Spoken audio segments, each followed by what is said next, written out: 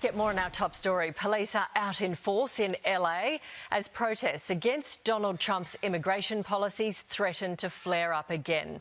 For more, Bobby Chacon, former FBI Special Agent, joins us live.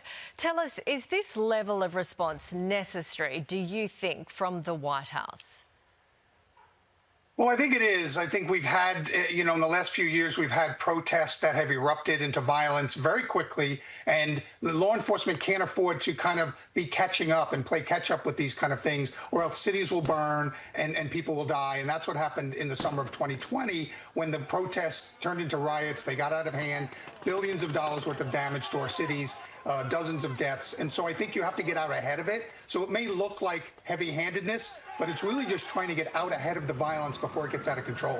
Because you've got the California governor saying these are the acts of a dictator, not a president. That's pretty harsh criticism from California into the White House, isn't it?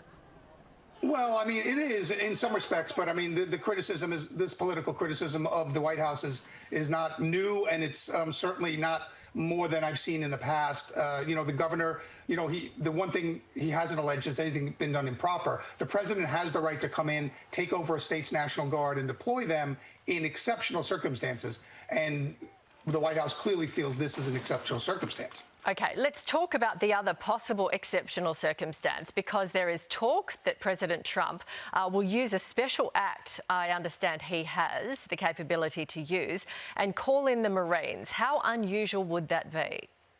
That's very, very unusual. That's even more exceptional than a National Guard unit being deployed. This is something I can't remember in my memory. And it's because it needs a special act because we have a legal theory here called posse comitatus, which prevents the U.S. military from ever engaging in law enforcement activity. It's really to prevent a military coup, because that's how that starts. And so our military is not allowed to engage in domestic U.S. law enforcement activities. So they can't arrest people, they can't do things that law enforcement is charged with doing. And so to deploy U.S. Marines in this context is, very unusual. I can't remember it happening. And if they are deployed, they have to act in a very narrow scope of engagements. In other words, they can't be arresting people. They have to act as backup, crowd control, things like that. It's going to be very interesting to watch, but they can't really engage, or they shouldn't be engaging in law enforcement activity. Yeah, that would be a major escalation. In my understanding, that has only happened 6 times in US history. The last time was in 1992, of course, during the Rodney King riots. What do you think that would do if President Trump calls in the US Marines? Well, I mean, it depends on what the protesters do. It will, if it incites them and more people show up, and it can escalate.